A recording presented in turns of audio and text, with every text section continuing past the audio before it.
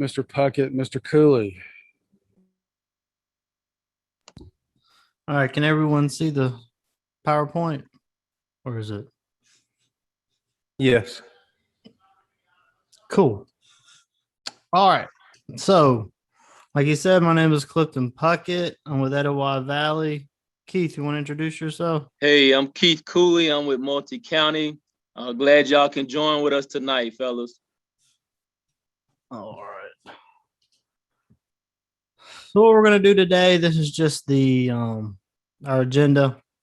We're going to go over the rules changes, really just one this year. Then we're going to do the POEs from the GHSA. If you went to the leadership meeting or if you've been on several of these calls already, you've probably seen all those. But we're going to do them. Just do them again anyway. Just make sure we're all good there.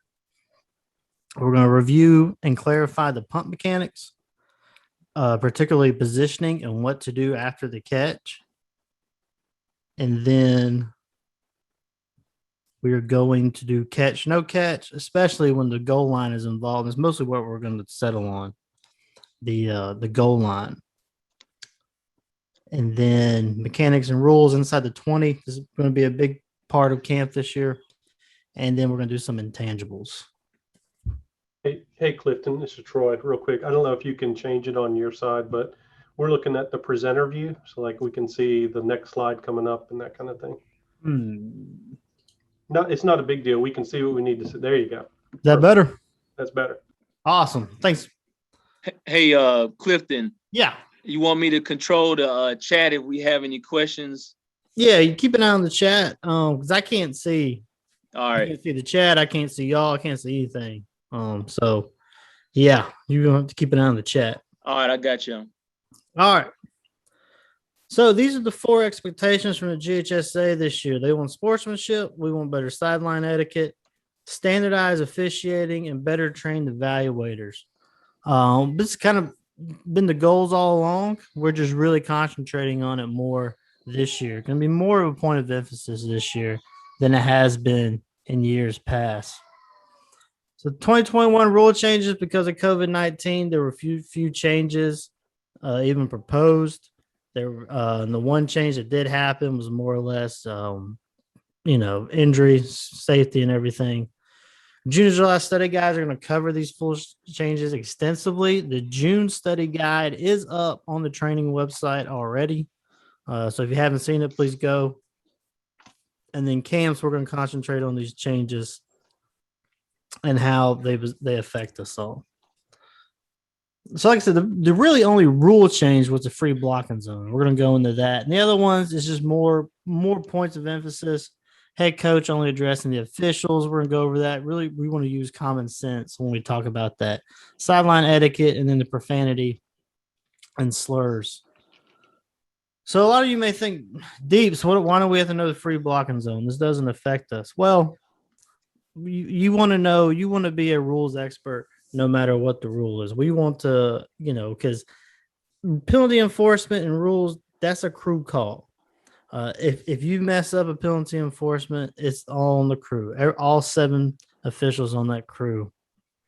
Plus, you just need to be knowledgeable about this because if your head lineman or your umpire throw block below the waist, chances are the coach is going to ask you because you're on the sideline if it happens on the other side. So he may ask you, and you still want to be knowledgeable about that. So this is the quote: regardless of the blocker's stance, if the blocker's action is immediate and continuous motion, a block of head up opponent. I'm not going to read it to you. You guys can read. But basically what this is saying is, remember in the past, we said 2-point stance. They cannot block low, period. But that's off the table now. If it is the immediate action, and we're going to go, I think we said within the first 2 steps. That's how we're defining an immediate action within the first 2 steps. And his head up or in the adjacent gap next to him, then he can do it legally. So this is just a good picture of it. You can see that player, offensive lineman, is in a 2-point stance and he goes low. That's legal this year. If we look at this slide, this photo, if we look at the center, he can block low either one of those players to his right or left if it is the immediate action. And the reason he can is because we're basically using the shoulders of the lineman next to him. So the two guards next to him, those two defenders are on the inside shoulders, those two guards. So that center can legally block him. Look at the quarterback's right tackle. He can block the defender to his right. He cannot block the defender to his left because it is on the guards next to him's opposite shoulder. Does that make sense? We're good there. And that's regardless of the 2-point stance. Because you see, they're in a 2-point stance. He can still block this year, block below the waist. Timing is off the table as far as if the ball is in the free blocking zone. So remember, it used to be if the ball was not in the free blocking zone, he couldn't block low, which is why in the shotgun it pretty much had to be immediately at the snap. Well, now that's off the table. So that is no longer one of the requirements. So you see here is a shotgun formation. He's in a 2-point stance, that right guard. He can block low, even though he's in a 2-point stance. The center can also block low on either two of those. Any questions there?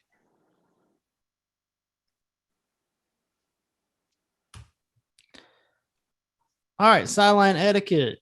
We've talked about it. Coaches have to stay behind the restricted zone. This has kind of always been the rule.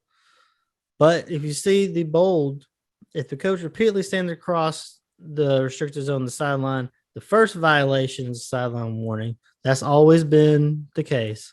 But here's where it got different. You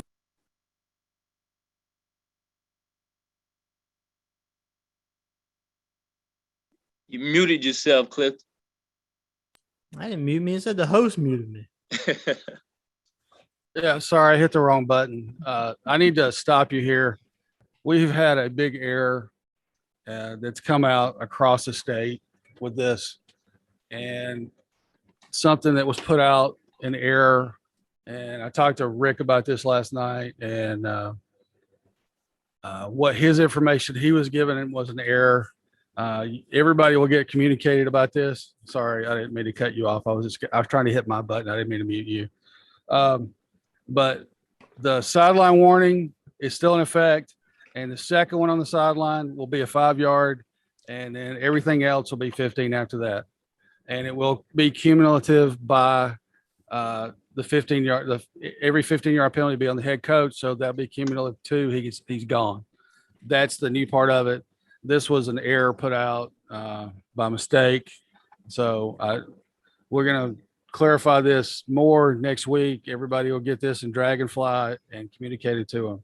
So I want to clear that up tonight. All right, sorry. No, that's fine. Just to reiterate what James said, as far as the penalty yardage goes, it's like we've been doing it. First one's a warning, second one's 5 yards, third one's 15 yards. If I'm not mistaken, I guess where it's different is that these are cumulative now for the head coach. So, and use preventative officiating here. I like to do it early in the game, especially if you're on the side as a deep guy. You have the best view because you're looking between you and the line of scrimmage wing. So you kind of have the best view of it. And just tell those coaches early, hey, please back up, keep it clear. You know, we're trying to protect our line of scrimmage wings here. So kind of work with them early. If they ignore you or they keep doing it, that's when we'll start popping them. Usually if you pop them early with that warning, it usually sends a message and clears things up for you.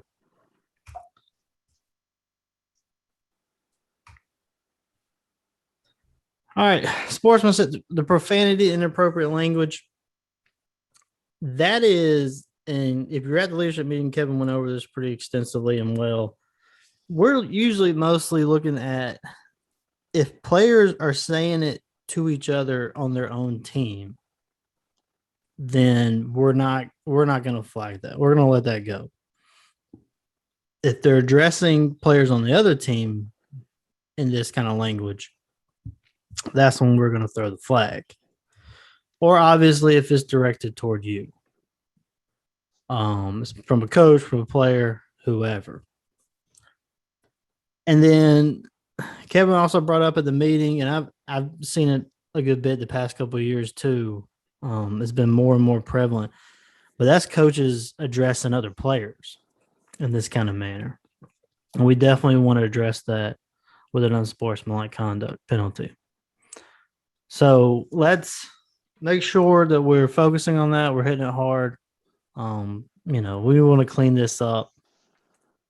And as far as the coaches, one of the points of emphasis is, the head coach addressing you. Only the head coach can address you, not the assistant. So use your common sense on that. If you throw a flag for DPI and the DC or the secondary coach just comes up to you and asks you what the player did, obviously we're not going to flag that. I mean, if they're cordial about it and they're really just asking what they did wrong, situations like that, we're absolutely not going to flag that. Now, if they're running down the sideline, screaming, yelling at you, waving the arms, really making a show, then we'll address that. So if you don't have one of these yet, I highly suggest you get one. The test writer has been reading it extensively, and he has been really encouraging people to get it. So I have a feeling a lot of our test questions are coming out of this book. There's not a new one written for 2021. You just buy the 2020 edition, and there's a little insert for 2021 that goes in there. And it's easiest to get it straight from the publisher. I believe it's Doubleday Sports, I think. So that they you can get the guide straight from them. But it's 55 questions, 30 video clips. You have a 3-hour time limit. Shouldn't be too bad. And I'm just going to breeze through this stuff. Game administrator and security. Remember, they have to have security force. Doesn't have to be a post-certified cop with a gun on his hip. It just has to be someone that escorts you.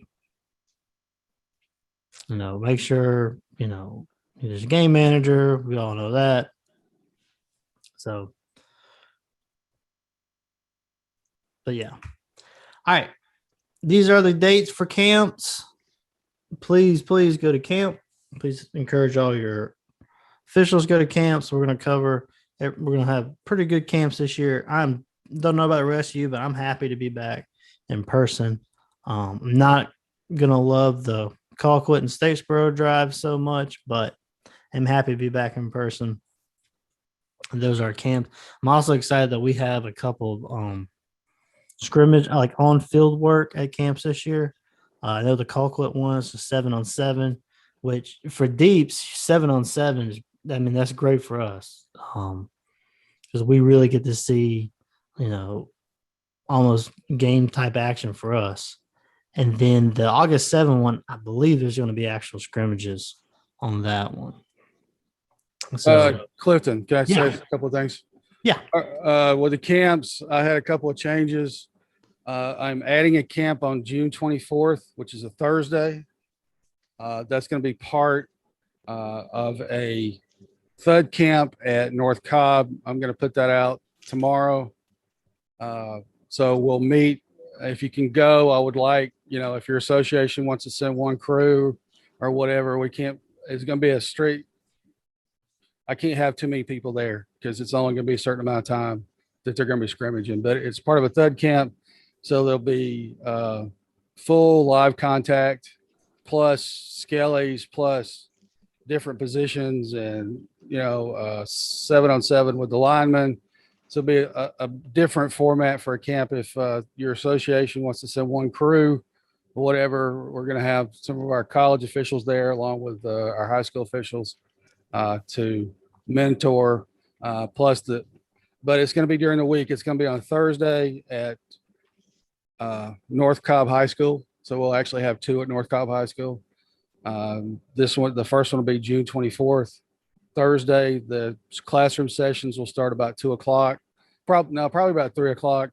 And then after the classroom session, we'll have a short break, put the crews together, and then we'll go on the field and work part of the thud camp from 6 to 9 o'clock. So that's going to be on June 24th. The North Oconee camp is being moved on August 14th to Hart County. That'll be a Friday night and a Saturday camp. So it'll be 2 different sessions. So it'll be so Friday night, it'll probably be Friday afternoon, meet about 2 o'clock, start the camp about 2 o'clock, have a break, and then we'll work those people who sign up for the Friday session will work scrimmages at Hart County High School. There'll be 3 games. And then on Saturday, we'll have an afternoon session with classroom. And then after that, we'll work 3 games. So that's going to be a little different. We'll have people out there mentoring people and giving feedback on the field and all that stuff. So it's going to be a little different. The North Cobb camp on the August the 4th will be a scrimmage at North Cobb. So we'll have a morning session and then we'll have a scrimmage after lunch that North Cobb's going to put on for us. They're thrilled to do that. And so the Cowway, like Clifton said, the Colquitt County camp will be a 7-on-7. So we'll have a morning session and an afternoon classroom session. We'll have to split everybody up. So some people work in the morning on 7-on-7, some will work in the afternoon on 7-on-7. So it's going to be those 4 camps. Those 4 camps will be live work on the field. The July 24th and 31st camps will be all classroom. We may not have the August 21st camp because it's so late. If we can get everybody in those other sessions, then we probably won't have the August 24th camp. I'm not going to put that out. So just give you a little feedback. If your association's close to North Cobb on Thursday and you got a crew you want to send to that camp, that'd be great. I'd rather have complete crews come to the camp. This individual sign up, but I'd rather have complete crews come to the camp. So it'll be 7-man. It's going to be really good. And hopefully this kind of leads into next year where we have everything, all the camps are part of either a thud camp or part of a scrimmage. So just let everybody know. Hey, James, got a question. So how can we sign up for the June 24th thud camp at North Cobb? So how do they go about getting in contact with you? I'm going to send out the link to the sign up to Kevin. He'll send it out on Dragonfly. Okay. And then each individual, what I may do with that camp, I'm just going to send it to association leaders, that link, and then he sent it to the people who want to sign up for that camp. But it's going to be a short window to sign up for this thing. So something we'll have to move fast on because this thing opened up for me pretty recently. So that's hopefully we can fill that up. But I can't do more than 5 or 6 crews in that camp because just the space and the time frame involved. Got you. One more question, James. We have will there still be a 8-7 camp at North Cobb as well? Yes, that'll be a scrimmage. There'll be a morning session and afternoon scrimmage. All right, thank you. Hey guys, hit the chat up if you have any questions. All right, go ahead, Clifton. Sorry. No problem. All right. So one thing that we do want to talk about tonight is the playoff evaluation, the PEB role.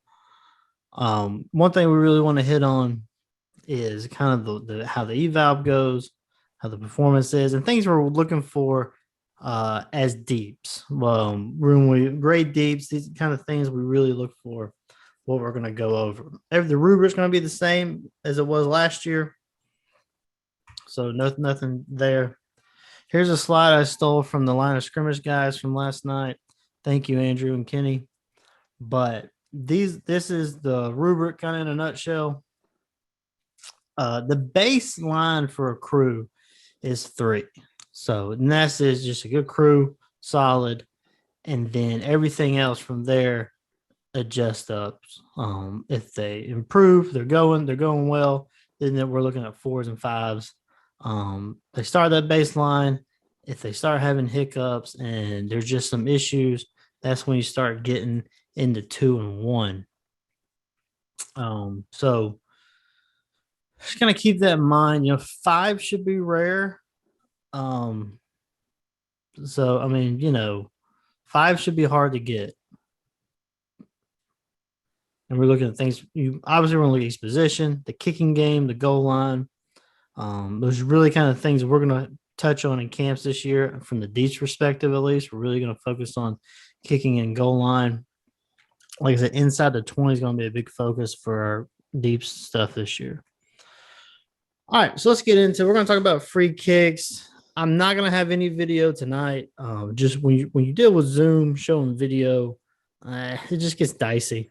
When we get to the camps, I will have video. And what I may do is before I upload this session to YouTube, I may splice in some video, just 1 or 2 clips. Not all the video will show the camps, but I may splice in 1 or 2 clips. But this is diagram for the free kicks. Deeps, back judge. You're going to hand the kicker the ball, and then you're going to go cage restraining line, press box side.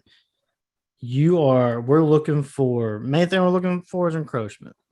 We want to make sure everyone is inside the 5 for a kick or inside the 5 yards. So on a normal kickoff, we want them between the 40 and the 35. Obviously, we're counting 11. We do not want a kickoff unless we have 11 on the field. That's different from a scrimmage play. Obviously, in a scrimmage play, if a team has 10 or 12, we're not going to tell the coach. But on a kickoff, we don't want to start a kickoff with anything other than 11. So if a team has 10, if a kicking team has 10, there's nothing wrong with just turn around telling the coach, hey, you got 10, or hey, you got 12. We want to make sure we're starting with 11 on a kick. Hey, Clifton. Yeah. And always, count off with your umpire since he's over there on the same line as you on the opposite side. So, that's a good reference. Make sure you have 11 as well. If you mirror your umpire and give him the thumbs up saying make sure y'all both have 11. Yeah, and I usually do it before I even hand the ball to the kicker. So that way, because as a back judge, when I get to the sideline, my hand's going up. Because once I get the sideline, we're ready to go. So usually, there's a lot of times they're in the huddle there, so you can count them in the huddle. So I'll usually hand the ball to the kicker, look at the umpire, give the go signal. I'll usually turn around just to look at the referee, make sure he's good, and then I'm taking off. And like I said, once I hit the sideline, my hand's going up, and we're going to be ready to go. Field judge, side judge, as always, you got R's restraining line. So, when you're looking, same thing, just make sure everyone stays behind there. So these are our zones of coverage. We incorporated these last year. The college game had been using them for a couple of years. And we kind of took them, we instituted them. Remember, your crew of 6 is very easy, but crew of 7, there's some overlap, as you can see, especially with us. So, but your back judge, you're gonna kind of button hook in, and you kind of have middle of the field to between the numbers and the hashes from about 35, 40 down to the other 30. Field judge, you got between the hashes and the numbers to the sideline. Side judge, same thing on your side. And like I said, there will be overlap, and that's fun. You officiate where you have competition, where there's a threat, but kind of stay in your zone. Back judges, we're always going to be working inside out. We want to be, you don't have to get exactly to the middle of the field, but you want to get close to that hash and kind of work from there, because we have the goal line. And we're going to work inside out, like I said, almost like a regular scrimmage play. Field judge, side judge, you're going to take a couple, when the ball is kicked, and kick a couple of steps down and be prepared to backpedal or turn and run. You also have the goal line. Hey, Clifton. Yeah. So field judge, side judge specifically, I guess, but back judge too. How far down should they go? It looks like 10 yards. Should we use those arrows as good indicators there? Yeah, I would not go more than 10 yards. Okay. It's just, you go more than 10 yards, you're risking getting beat to the goal line. Yeah, I get You're it. also shortening, wider is better. The further away you can get, wider angle, the better. So you don't want to cut down your cone of vision. I also like to start, whether back judge, field judge, side judge, I like to start with my heels on the white as far back into the box as I can get. And again, like I said, wider is better. Gotcha. Thank you. Hey, and if I could add, Clifford, also for the back judge, once you get to the hash, stop moving so you can focus in on your zone and you can see exactly what's going on, because you can have some important fouls that take place. And also, like Clifton said, your responsibility is that goal line. The umpire is not going to get there. So you make sure you get there. If we have a returner, take it back. So get to your spot, 10 yards down, be still, watch your keys. And then if we have a returner taking it back, then make sure you get to that goal line. If any of you back judges get beat to the goal line by an umpire, I just have no words for you. So we got the goal line. Onside kick. Nothing changes for us. Back judge, you still got K's restraining line. Field judge, side judge, you still have R's restraining line. Of course, this is where for back judge, encroachment is even more important. Now, onside kick is no longer, we're not giving them any leeway. Remember, deep kick down the field, we're really just looking for if they have a foot on the ground, past cage restraining line, we'll flag it. Otherwise, we're not. Onside kick, the cage restraining line is a plane. If any part of K breaks the plane before the ball is kicked, then we have a flag. Field judge, side judge, you got R. You're mainly watching for first touching inside there. The blocks too. That's our key. That's our big thing. Field judge, side judge. We're looking for blocks, making sure they're not blocking before the 10 yards. So we're all working inside that belt. We'll have the line of scrimmage wings up there to help us. So that's our two focuses there: first touching and illegal blocking before the 10 yards. Remember, if R initiates the block, then doesn't matter if it's before the 10 yards or not. Any questions on free kicks before we move on?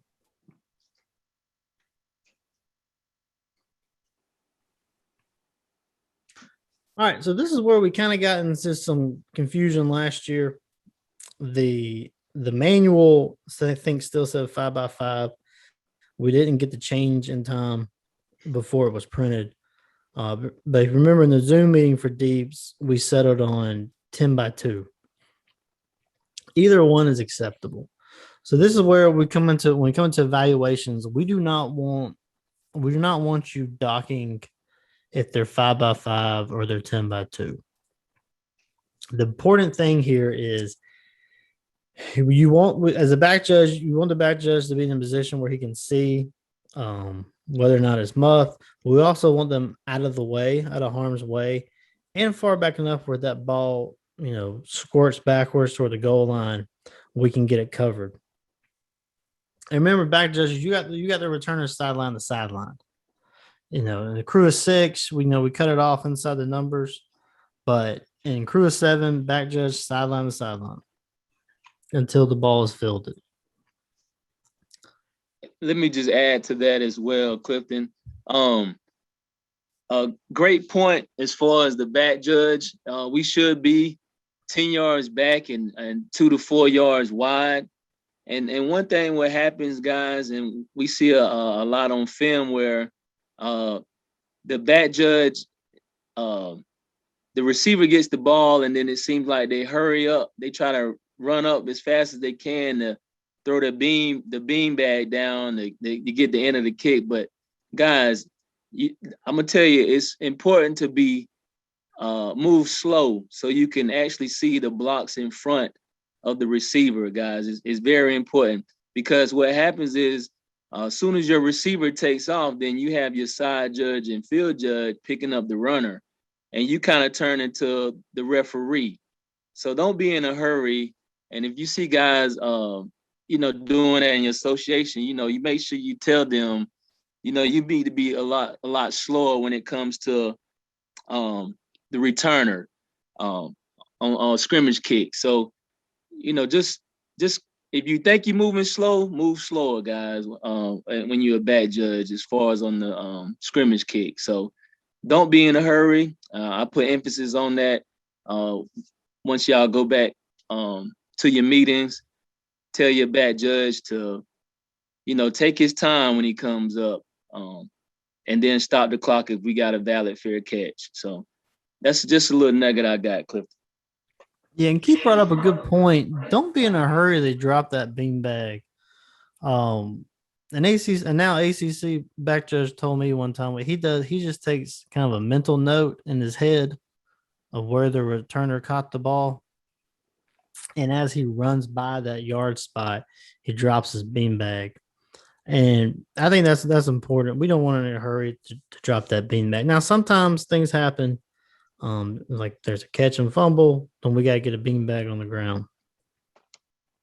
So situations like that. But for the most part, when the ball is caught, just take a mental note of the yard line, and as you're running by, drop it. We did because we saw a lot of PEV commentator notes on that just didn't drop the beanbag.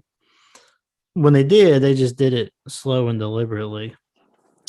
And also, if you have a fair catch, there's no need to drop the beanbag because, that's a fair catch. Whereas where the fair caught at, that would be our point there. So fair catch, there's no point in dropping beanbag. Really, we're just dropping the beanbag if there's a return. So, Clifton, we got a couple of questions. So Okay. The first question says, this spacing change if a goal line is threatened, correct? So you wanna put emphasis on that, Clifton? Yeah, if the goal line is threatened, then the goal line is always number one concern. And let me go back on this a little bit too. This is the initial position. And remember, we used to teach, and I remember I was teaching it too. You acted like there was a rope tied around your waist and the returner's waist, and you wanted to keep that rope tight. And that's no longer the case. We want you going with the returner, and we want you following them, obviously, but stay in the position where you can see what's going on. It may not be 10 by 2. I think, Keith, you said you're usually wind up 7 yards? Yeah, 7 yards deep. Yeah, so let me just put a little touch on this. So, if you have a receiver and he comes up to get the kick, then remember, back judge, he is your responsibility. The field judge and side judge is not going to leave that goal line if it's threatened. Okay, so if he runs up and he has the ball, again, once he received the ball, I would say that the back judge needs to be 5 to 7 yards close to that receiver when he catches the ball. But if that goal line is threatened, you stay there.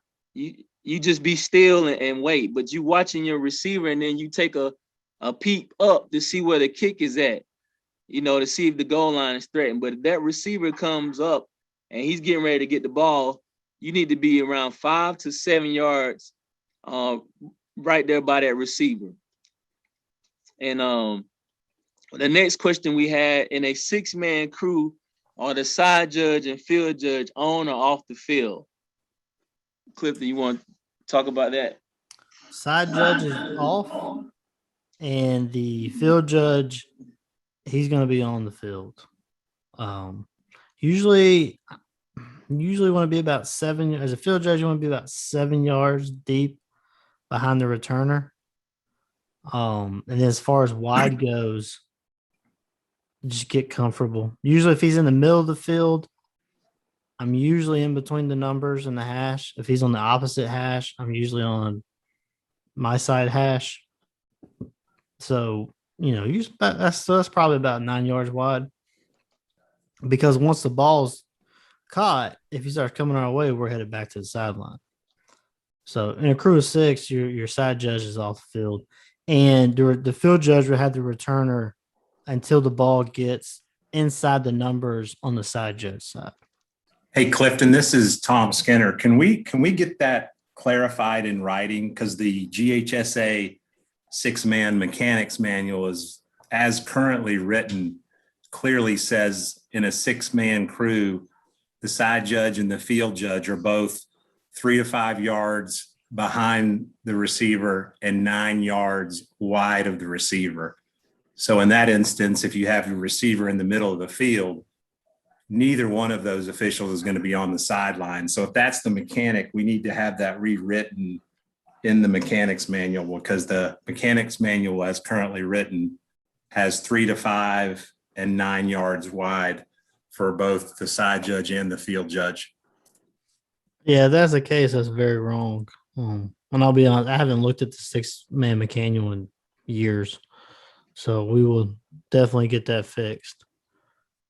And also in the crew of 7, your field judge and side judge, you are going to be behind 5 yards behind the returner. The field judge and side judge will be on the same yard line, but the back judge may not necessarily be on the same yard line as they are. We're going to talk more about goal line coverage and punts in a few minutes. Field judge, side judge, you got the gunners coming down, and you're going to have blocks in front of and around the returner as well. Like he said, once the returner catches the ball and he starts heading up field judge, side judge, you're going to take that returner, depending on which side of the field he's on. So on the field judge's side, field judge will take him, side judge will take him, and back judge, you're going to be cleaning up kind of the mess in the middle of the field, in front of and behind. There was a really good play we're going to show in the camps, where the back judge had a threat. I think he had a foul. And he watched the key a little bit longer. And it was good that he did, because a fight broke out between the two players, and then teams came on the field. I can't remember if it was first round of the playoffs or week 11 or 12, and that's sort of that game situational awareness, where it was not necessarily his key, but he saw the threat. He held on to that because stuff was going on, and it wound up being really good for the crew. Hey, Clifton, let me just talk about that. The field judge, side judge, briefly about the receiver when he returning the ball. Field judge, side judge, don't feel like you got to be in a hurry to get that spot. I know a lot of guys get penalized for not being a good dead ball official. So here's your chance to shine, field judge, side judge. You turn into the short wing. So don't be in a hurry to get that spot. Because a lot of fouls occur when you're in a hurry. So guys, when you see the returner come, take this back to your association, guys. Just be smooth. Watch the returner. He's on my side. Okay, he's tackled at the 30. Okay, now I'm coming up. So I would say keep a good cushion and good distance to see everything that's going on. You don't have to run exactly with the returner is what I'm trying to say. So just a little nugget, guys. If you see the diagram here, back judge, we like you saying inside out. We've talked about this last couple of years. As you can see, the back judge, see the returners on this hash, the back judge is going to be inside the field. If that returner would have come to the other hash, like ball goes in the air, so the returner drifts to the other side of the field, then the back judge, you're going to let him cross in front of you and just kind of work your way to the other side of the field. So you stay in that inside out position.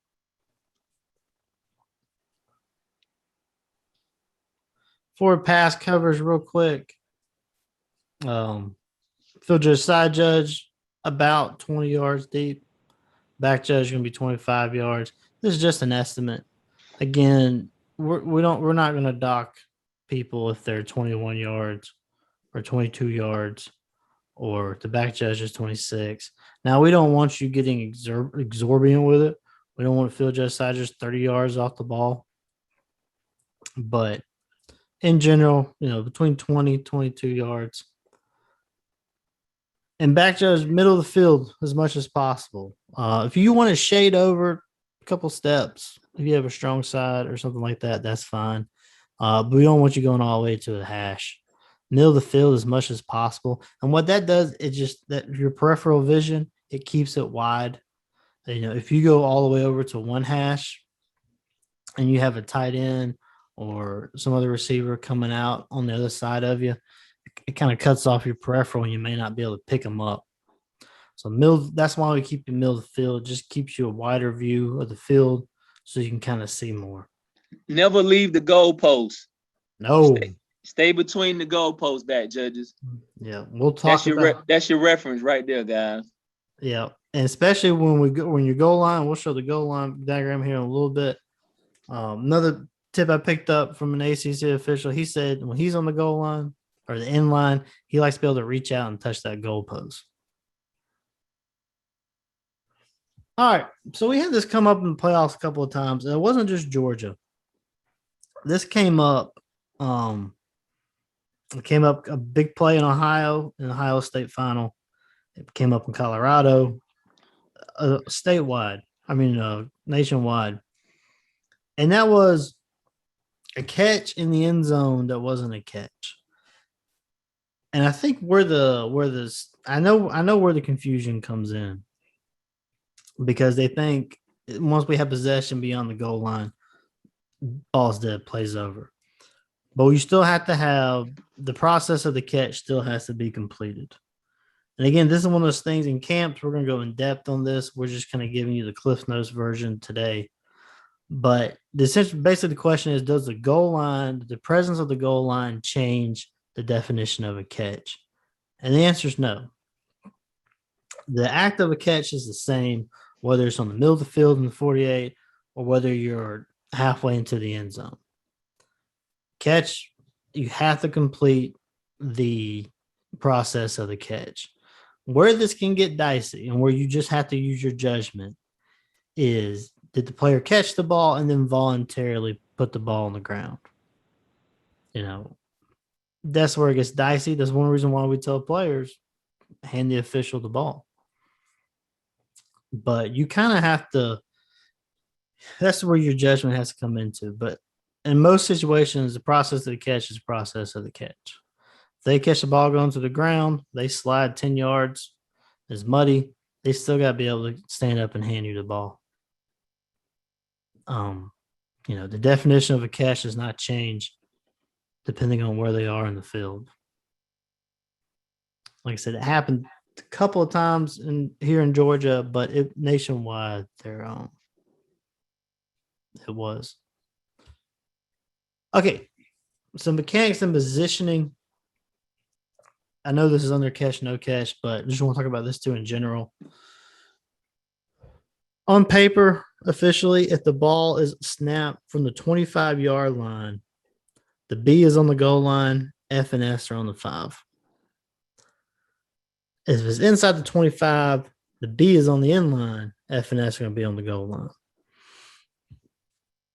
There's some situations where the ball will be on the 25 and F and S want to go ahead and get on the goal line. That's fine. They can do that. But just officially on paper, 25, B's on the goal line, F and S on the 5. Inside the 25, B's going to get on the end line. Don't nitpick, especially when you have a team that pass a lot, right, Clifton? Yeah, and don't nitpick on this. The only thing I don't like, and this is more of an optics thing, I don't like initial positioning in between the 5 or the goal line. For your field judge, side judge, or back judge, don't have your initial position on like the 3 or the 4. Either be on the 5 or be on the goal line. And it looks like I started to type something on that bullet point and then stop. But that's it. So a big part of the camp too, and a big focus is mechanics and rules inside the 20. Because things change when we get inside the 20, guys. High anxiety. This is where the game-changing plays are made. These are where all the mistakes are magnified. And really, this is a part of the field that has its own set of rules, that has its own mechanics. And of course, it's a strategic part of the field. So these are some of the things that can happen inside the 20. We got momentum. Batting a loose ball is different. Especially they bat into the end zone. They're batting out of the end zone. We have different rules. Fumbling into the end zone from the field of play, fumbling from the end zone into the end of play, touchback, safety, all these things come into it. A lot of trick plays happen inside the 20. So these are all things that can just really, if you're not paying attention and you're not prepared, can really mess up your game, really mess up the crew. And there's special penalty enforcement sometimes inside the 20. And these are just kind of some of the relevant rules. Batting's here, fumbles here, pass interference, obviously. Momentum is the big one. So this is the goal line coverage. Once we get inside the 7, the 7, field judge, side judge, back judge, we're all on the end line. This is back judge, middle of the field. Like Keith was saying, stay in between the uprights. Like I said, like a college official told me one time, you want to be able to reach out and touch the goalpost when you're standing on the end line. I like to stand a couple of steps back off the end line. Again, just that wider view. Same thing, field judge, side judge, maybe a couple of steps in the corner. You want to be able where you can just take one step and you're on the end line, looking at the field judge, and one step looking at the side judge, one step to be on the end line. And of course, back judge, you have the end line. That's you. Field judge, side judge, you're going to have the end line and help the line of scrimmage wings if they need it. Hey, Clifton, sorry, can you go back? Field judge, side judge, there's no reason why they should be off the corners, right? I mean, they can be back, like you said, but they should be in that corner. I've heard some officials say, well, if they got trips on the other side, the off deep, it will go shade in towards the goal line. But with the back judge, we don't really want that, right? Not in a crew of 7. Gotcha. Thank you. Crew of 6, yeah, perfectly okay with that. Crew of 7 now. Thank you. Hey, Adam. Yes, sir. And make sure they standing, as far as back as they can. They can see more. They shouldn't be exactly on the line. Okay. Will do. Thank you. Mm-hmm. Yeah, it's just like if you're on the goal line, we don't want you straddling the pylon there. Flip off of it a little bit. This is why we get on the end line. Remember, a lot of times, thieves, we have the goal line. This is why we get on the goal line. Ball carriers, sometimes they'll drop that ball before they get on the goal line. So we have to be on the goal line. So if a ball carrier drops the ball before, goes through the end zone out of bounds, we have a touchback. Ball remains in the end zone with no attempt to recover by either team or in the fumbling team at the 1 yard line. And these are all the rule references for those. Ball remains in the field of play, no attempt to recover. Fumbling team at the dead ball spot. Ball is immediately recovered by offense, kicking team, defense, receiving team, or intercepting team in the end zone. Obviously, you have a touchback or a touchdown. Momentum's a big one for deeps. So 852A, know it. I'm going to talk a little bit when we get into intangibles here in a few minutes about really knowing rules that apply to us. And momentum is one of them. So we really, really have to know momentum. All these different momentum exceptions, scenarios. Like I said, we're really going to hit these in the camps, but you can see how many there are. And they all have different results.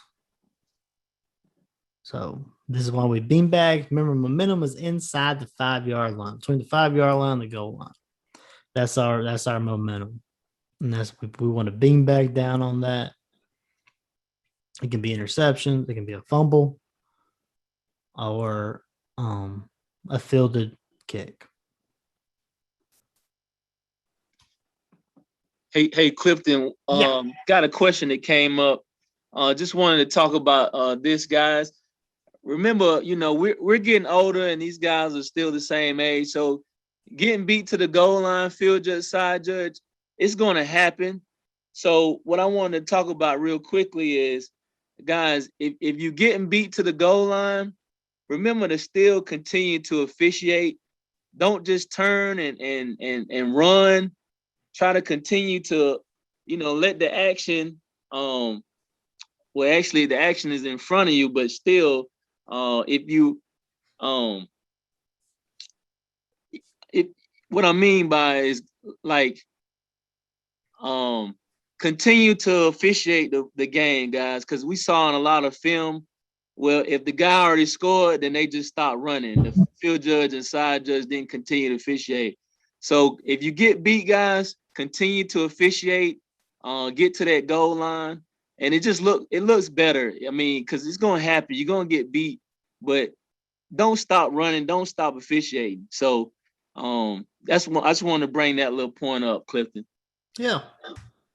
And that's for evaluation purposes. You're gonna see that. So, make sure you're telling your associations guys, if you get beat, continue to officiate. Don't stop running because it looks bad on film.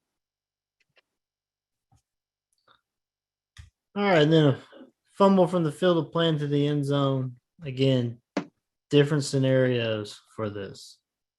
All right. And we're not going to go over them all. You guys can read. This will all be part of the camps as well. Got a question, Clifton. Yeah. Can you discuss the philosophy of staying in front of the play and knowing when to turn and run?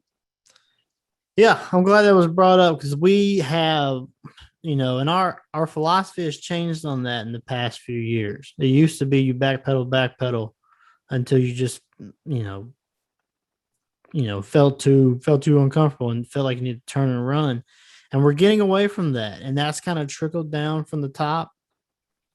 Now there's nothing against turning and running sooner, because the important part is get to the goal line. We do not want to get beat. We want to maintain cushion. It's like Keith said, we get older and these players, they're staying the same age, and they're getting, not only they're staying the same age, they're getting faster. So do not be afraid to turn and run. I know some deeps that as soon as the ball snaps, they'll take 2 or 3 back pedals and then they're just going to turn and run. I will say, if you turn and run, keep looking back, like a basketball officials do. Don't just turn and run and stare at the goal line and keep going. If you're going to turn and run, pull your head back. What I see a lot of officials do, they'll turn and run to kind of get that cushion and maintain that cushion. And if there's going to be a play, like if the receiver's getting passed to, then they'll turn back around and backpedal so they can have, a view at it, really looking at it. There's nothing wrong with that either. We just maintain that cushion. That's the important part. Great point, Clifton. So let me just add to what Clifton just said. And this is what was said in a couple of camps I went to this year. So if you field judge, side judge, and you have a pass, you should be 7 to 8 yards in front of the receiver. If you field judge, side judge. So just say you have a long pass, you should have that much cushion to watch the play develop. If you're a back judge, you should have 10 to 12 yards in front of that play. I know that's tough, guys, but if we work on it, it can happen. So Just keep that in mind, guys. If you can, if you have some, a deep pass, try to keep that in mind. The field judge, side judge should have about 5 to 7 yards in front of that play, and back judge 10 to 12. Yeah, and while we're on the topic, I could probably save this for intangibles. We'll just go ahead and talk about it now. You should already be working out and trying to get in shape for the season. If you've already been exercising, any kind of cardio, that's great.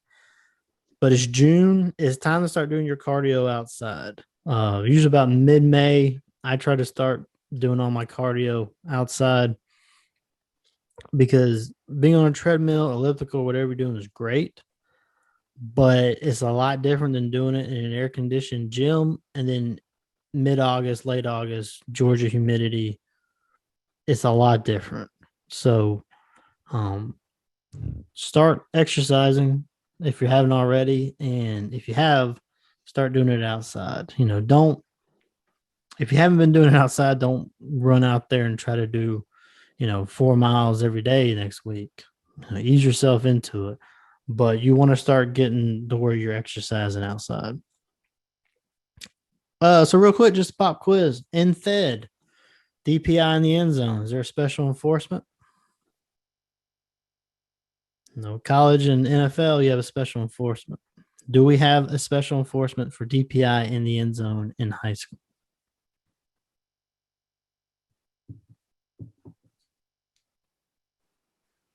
The answer should be no. Negative. Yeah, there's no special enforcement. So, all right, last thing before we get to just a couple slides on tangibles. Scrimmage kicks inside the 20, mostly PATs and field goals. If it is snapped from inside the 20, we're talking about scoring kicks. Snap from inside the 20, our headline judge and line judge have the goal line, field judge and back judge, you're on the end line. If we're outside the 20, then the snap is outside the 20. Field judge and back judge are going to move towards the pylon on their sides of the field, and they have the goal lines. Swing gate. This has come up a lot. We saw a lot of reviews on it. So this is copy and pasted straight from the manual. So if K is in a swinging gate and they have a kicker and holder in position, then the initial positions are like a normal scrimmage kick, a normal scoring kick, my bad. A normal scoring kick, but the side judge is going to be to the wider position in front of where that gate is. And the umpire is going to stay over the snapper. Remember, this is if they have a kicker and holder in position. If they don't, if it's like a swinging gate and they just have like a quarterback in shotgun, we're in our normal scrimmage play positions. And then when they adjust, then we got to adjust. So field judge, you got to hurry on in there and get underneath the goalpost. Any questions on the swinging gate? Not the swing eight. Sorry, Clifton. I have another question here. Yeah. So let's just say field goal snapped outside the 20. The side judge is in with the umpire. So I've heard some folks say, that side judge, since he's not really doing anything, should maybe be back in the normal 20-yard, off the sideline to help with that kind of in between. We still want them with the umpire, correct? Yeah, because there's still stuff. There's still stuff to look for, even in a fake, from their position. Okay, and we get. I get that a lot too. What's the side judge looking for? They're looking for leaping, and really, what you're going to see a lot from that side judge position is linemen trying to do a pull and shoot. That's really why they're in there, to look for that pull and shoot. But they want to help. They want to help out with leaping too. And kicks going in. Once you're inside the 20, normally we're gonna be just in like a normal, or inside the 50, we're gonna be where we normally are in a normal scrimmage kick. But if you got a kicker who's got a good leg, you can go ahead and get up on the goal line especially if the returner is going to be on the goal line anyway, then we're going to be there. So we're really going to go off the return. If the returner's on the 10-yard line, we're going to set up on the goal line. And then inside the 40, we're always going to be on the goal line.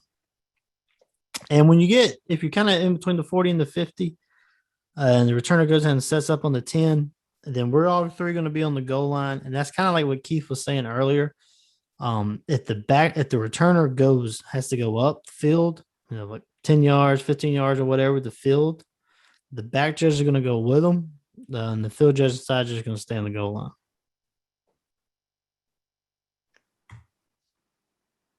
And of course, there's the scrimmage kick diagram.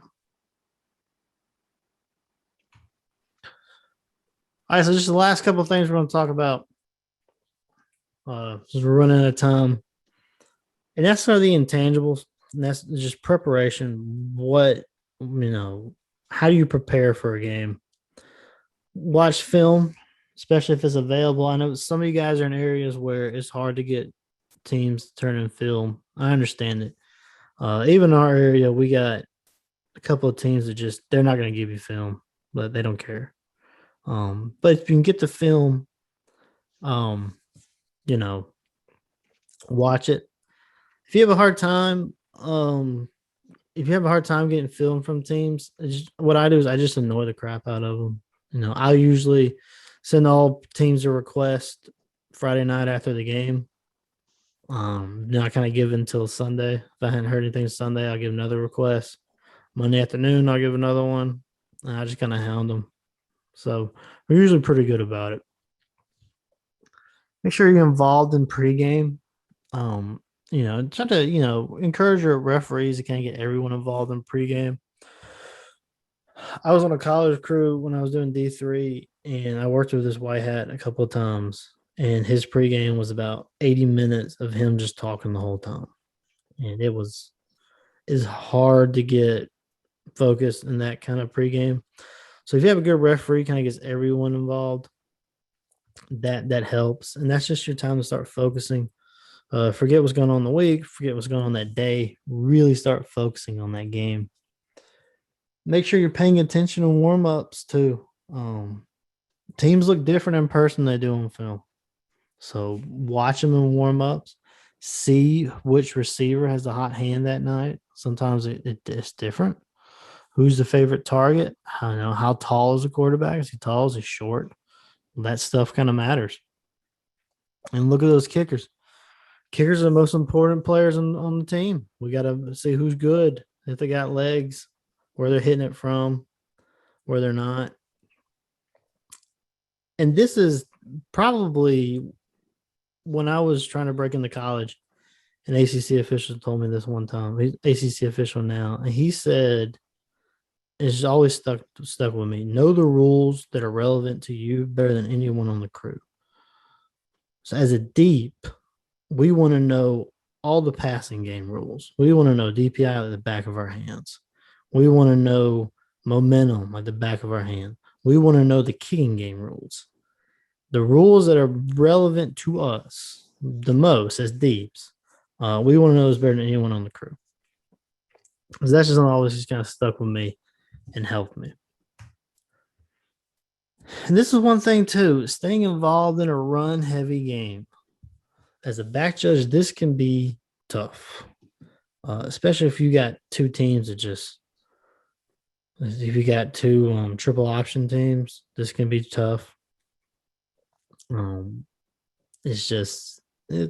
But you still have keys. You still have wide receivers. Wide receivers can hold.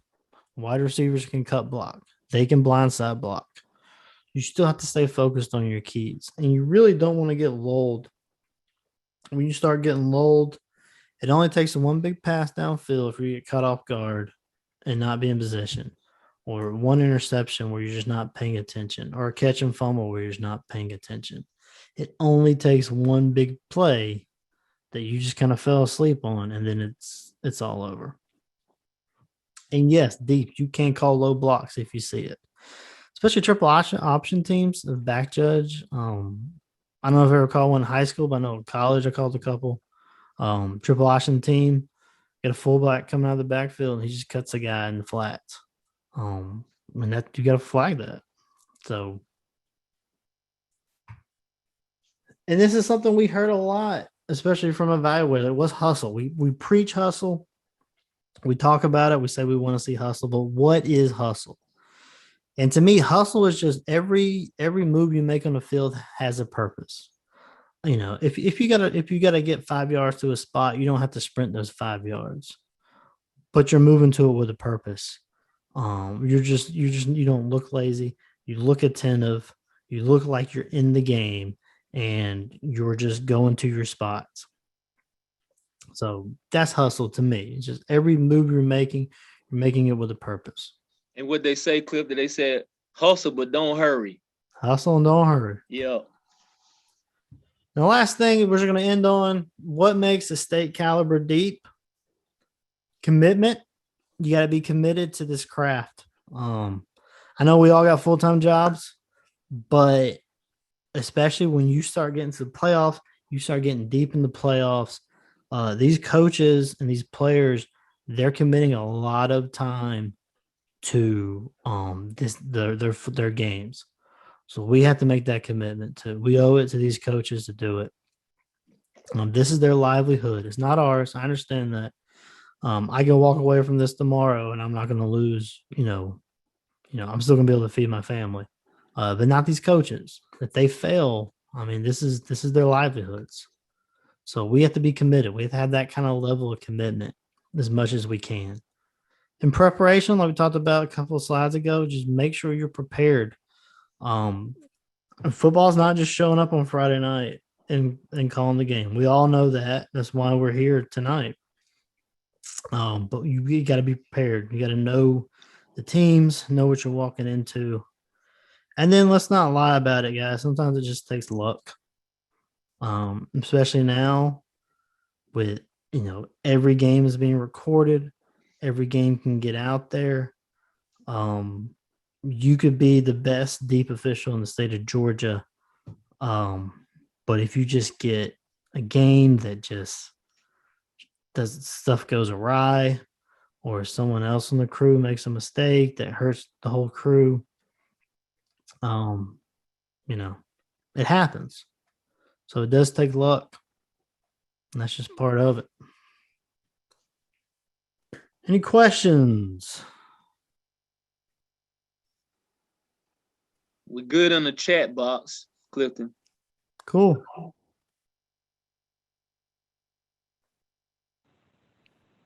All right. Well, there's no questions. I mean, that's all I got.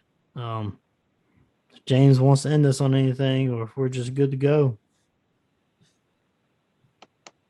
Anybody got any questions? Last chance.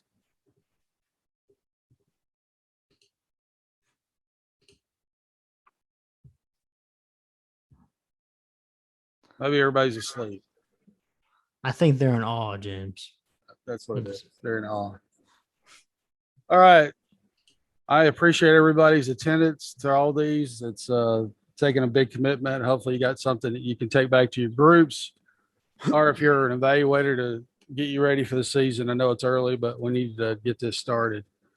This was a good run through for all our presenters for the camps. So make sure before you sign off, make sure that you sign in one more time with your name, your association, and whether you're a PB member or you're a trainer. And if you have any questions, you want to ask me a question, my email address has been the same for years and years.